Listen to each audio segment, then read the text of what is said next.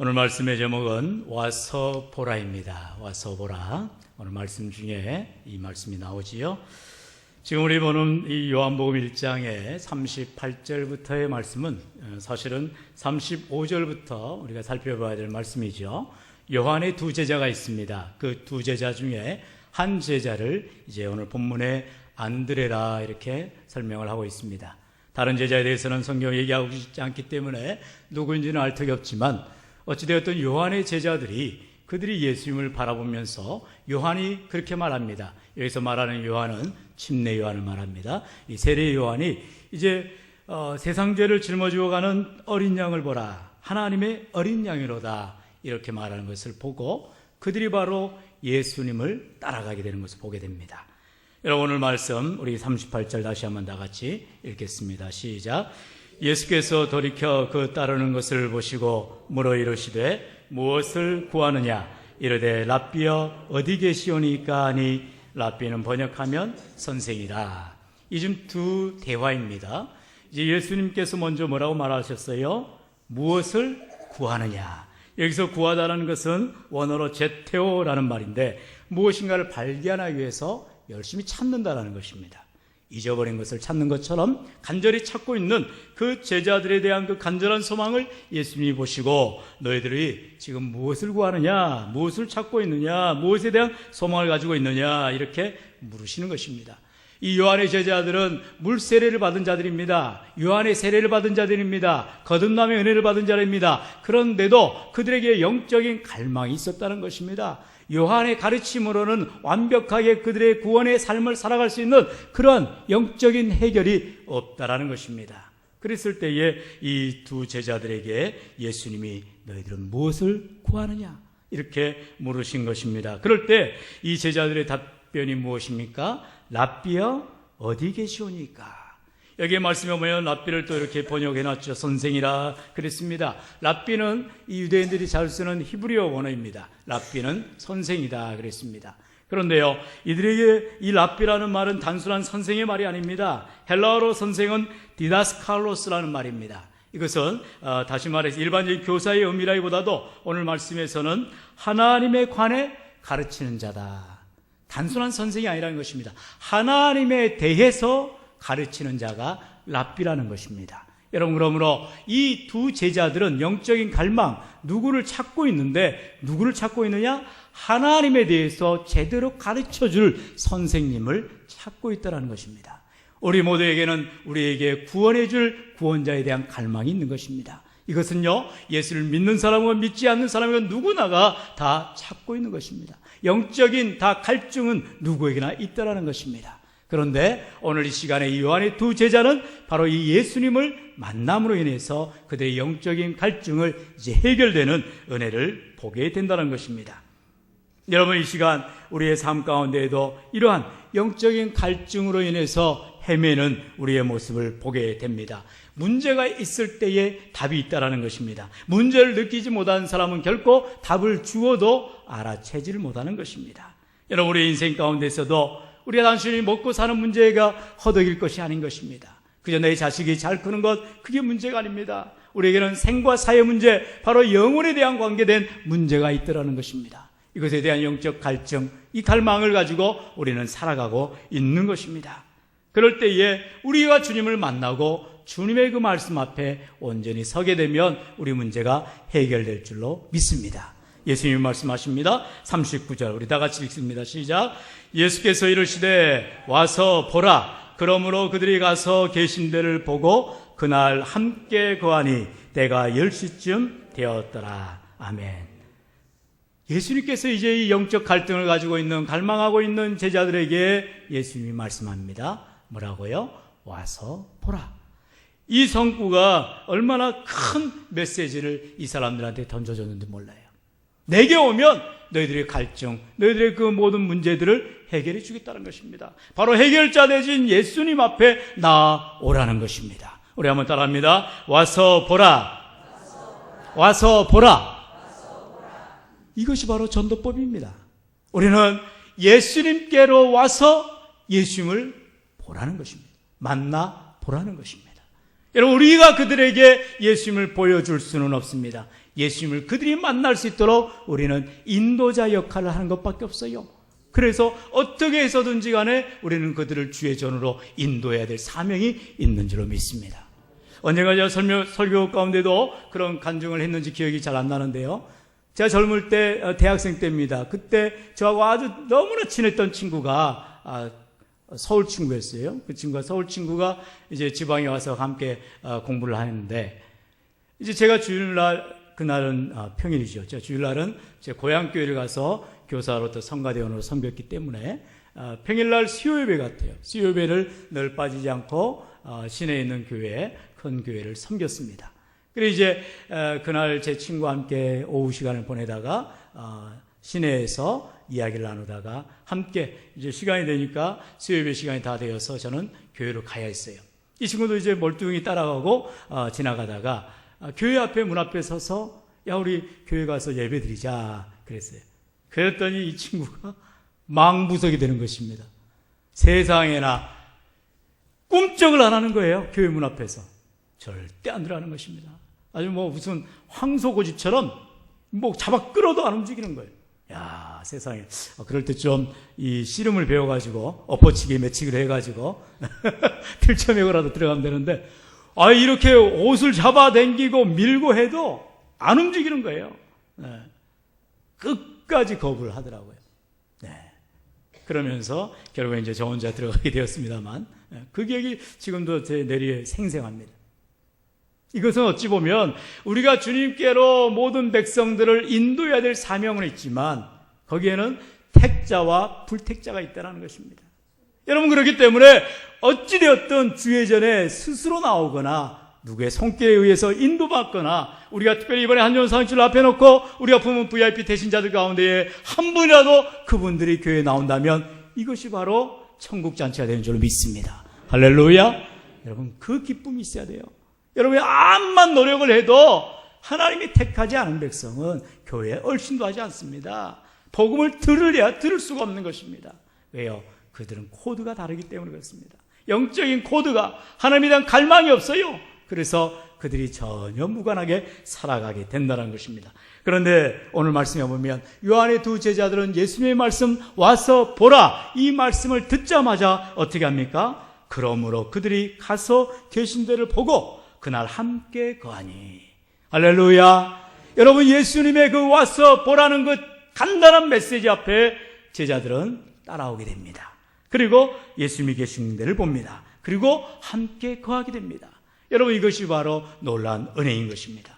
예수님께서는 그 영적인 갈망을 가지고 있는 그들에게 해결을 주신다는 것입니다. 계속해서 우리 말씀을 봅니다. 40절 말씀 시작. 요한의 말을 듣고 예수를 따르는 두 사람 중에 하나는 시몬 베드로의 형제 안드레라. 아멘. 성경이 그냥 쓰여지는 단어가 없습니다. 왜 여기에서 이 안드레를 실명을 거론할까요? 그것은 안드레도 중요하지만 안드레의 누구? 형이 중요하다는 것입니다. 안드레는 이 시간에 예수님 앞에 나와서 예수님을 만나고 함께 거했지만 그의 형, 바로 시몬 베드로는 아직 예수를 만나지 않았다는 것입니다. 그래서 성경의 저자는 바로 예수님을 따르는 두 사람 중에 하나가 그냥 안드레가 아니고 시몬 베드로의 형제 안드레더라, 그렇게 말하고 있습니다. 그리고 결국 이 안드레는 자기가 만난 예수를 그의 친형인 시몬 베드로에게 또한 말하게 됩니다. 우리 41절 말씀입니다. 다 같이 읽습니다. 시작. 그가 먼저 자기의 형제 시몬을 찾아 말하되 우리가 메시아를 만났다 하고, 메시아는 번역하면 그리스도라. 아멘. 여러분, 이 짧은 한 절 한 절 말씀에 어마어마한 복음의 핵심이 담겨 있습니다. 여러분, 우리는 예수님을 만나야 된다는 것입니다. 교회 와서 목사님 만나는 거 아니에요. 교회 와서 권사님, 장로님 만나는 거 아니에요. 교회 와서 예수님을 만날 수 있도록 우리는 영적 초대할 줄로 믿습니다. 예수님을 만나야 되는 것입니다. 말씀을 통하여서, 은혜의 찬양을 통하여서, 그리고 우리의 섬김을 통하여서 예수님의 모습을 볼 수 있게 할 줄로 믿습니다. 이제 안드레가 예수님을 보고 나서 그는 변화됩니다. 어떻게 변화됩니까? 믿지 않는, 예수를 만나지 않은 그의 친형 시몬 베드로를 데려오게 하는 것입니다. 형, 내가 누구를 보았다? 그냥 예수가 아닙니다. 오늘 말씀에 뭐라 합니까? 메시아를 만났다. 안드레의 신앙 고백이 여기에 나오고 있습니다. 안드레가 단순히 예수를 만난 것이 아닙니다. 그 예수님이 바로 우리 구약의 유대인들의 그 몇천 년에 어우러져 내려오는 그들의 선민 사상 가운데 가장 중요한 바로 메시아 사상, 메시아를 만났다라는 것입니다. 메시아는 히브리어이고 그리스어로 그리스도라는 말입니다. 같은 말이죠. 이것이 바로 기름 부음 받은 자라, 이런 표현입니다. 기름 부음 받은 자는 세 종류의 직분밖에 없습니다. 선지자요, 제사장이요, 왕입니다. 선지자는 복음을 전하는 자이기 때문에 기름 부어서 구별해서 세웁니다. 제사장은 죄사함을 주는 그런 직분을 가지기 때문에 구별해서 기름을 부어 세웁니다. 그리고 또한 왕, 이 세상의 모든 통치와 보호를 담당하는 왕으로 세울 때도 기름을 부어 세우게 됩니다. 이러한 예수님께서 그리스도라는 것은 바로 이 삼중직을 감당하시는 예수님을 그들이 믿게 된 것입니다. 여러분, 예수님은 우리를 하나님께로 인도하는 선지자시기요, 예수님은 우리의 죄 문제를 해결해 주시는 제사장이요, 예수님은 우리를 세상 끝날까지, 아니 영원토록 보호해 주시는 만왕의 왕이신 줄로 믿습니다. 할렐루야. 안드레가 바로 이 선지자요, 왕 같은 대제사장이요, 바로 만왕의 왕이신 예수님을 보고 믿은 것입니다. 여러분, 그렇게 믿습니까? 믿으십니까? 믿으시냐고요? 여러분이 예수님을 만났다면 그 믿음이 있어야 되는 것입니다. 내 죄 문제를 해결하도록 나를 이끌어 주시는 예수님, 그리고 나의 죄사함을 주시는 은혜를 받고 오늘도 나의 삶 가운데 왕으로서 나를 보호해 주시는 그 하나님의 인도하심을 누리시기를 축원합니다. 여러분, 예수님과 동행한다는 것은, 예수님과 함께한다는 것은 바로 이 예수님의 삼중직을 우리가 경험한다는 것입니다. 그런데 세상의 사람들은, 특별히 안드레의 형 베드로는 그 경험을 하지 못하고 있는 것입니다. 그래서 초대를 하는 것입니다. 올해도 우리 교회가 100여 명의 성도님들이 300여 명의 VIP 대신자를 작정했습니다. 그리고 이제 우리가 9월 첫날부터 매일 밤마다 이 각 조별로 우리가 품은 대신자들 놓고 이름을 불러가며 그 영혼구원을 위해서 기도하고 있습니다. 여러분들, 우리가 그 데이터를 보면은 우리가 품은 VIP 대신자 중에 80, 90%가 우리의 가족입니다. 형제, 자매, 그리고 부모님, 또는 사돈, 그리고 친지들입니다. 그만큼 우리의 친지들 가운데, 우리의 가까운 가족 가운데 아직까지도 예수를 모르는 자들이 많다라는 것입니다. 그런데도 우리는 안드레처럼 데려올 생각을 안 하는 것입니다. 오히려 내가 만난 예수님을 그들에게 증거해야 되는데, 자연스럽게 증거해야 되는데 그렇지 못하고 있는 연약한 모습을 보게 됩니다. 작년에도 우리가 못 데려왔으니까 올해도 뭐 안 데려오면 내년에 데려오면 되지, 이렇게 우리는 살아서는 안 되는 것입니다. 안드레는 어떻게 했습니까? 그가 예수님을 만나자마자 바로 베드로에게 나아갑니다. 그리고 예수님께로 가자고, 내가 메시아를 만났다고, 그 만난 메시아를 우리 형 베드로도 만나라고 이렇게 전하는 것입니다. 여러분, 우리의 삶 가운데 가장 중요한 것을 우리가 알게 된다면 그것은 어떤 것보다 우선하게 되어 있는 것입니다. 여러분이 예수님을 최고로 여긴다면 우리 가족 가운데 예수를 모르는 자들에게 우리는 예수님을 제일 먼저 전해야만 하는 것입니다. 이것은 영적인 부담감입니다. 때로는 우리가 그럴 수가 있어요. 내가 예수를 믿노라면서 내 삶이 바르지 못하고 어떤 내 삶에 열매가 없는 것 같고 내 삶이 그저 그렇다고 해서 우리가 예수를 전하는데 어려워합니까? 그것은 문제가 아닙니다. 여러분, 안드레가 예수를 믿자마자 그가 거룩한 사람이 되었습니까? 그 어떠한 남들에게 아주 칭찬받을 만한 일을 하였습니까? 전혀 그렇지 않았습니다. 그저 그가 만난 예수님을, 아니 우리 형도 만나게 해줘야 되겠다, 그 간절함을 가지고 그저 가서 전도한 것밖에 없어요. 우리 다 같이 한번 42절 마지막 요절입니다. 시작. 데리고 예수께로 오니 예수께서 보시고 이르시되 네가 요한의 아들 시몬이니 장차 게바라 하리라 하시니라. 게바는 번역하면 베드로라. 아멘.